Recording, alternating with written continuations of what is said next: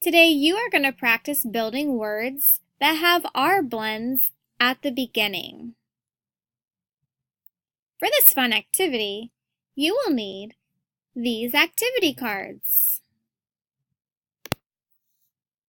You also need these letter tiles, letter magnets, or maybe just a dry erase marker. Use whatever materials your teacher gives you. Once you have your materials ready, you can get started. Step 1. Look at the picture. Try to guess the word. I see some braces here. I think this word says braces. Braces. What R blend goes here? Did you say BR? Bruh.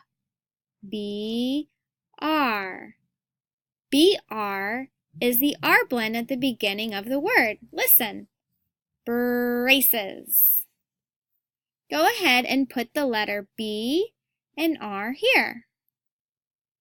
Now you might have a different card than me. Go ahead and look at the picture of your card and see if you can guess the word. Let's do another one together. Oh, here's one. I see an arrow pointing to a braid. Braid. Burr. What two letters say burr? You're right, BR. Boys and girls, I hope you have fun playing the game today.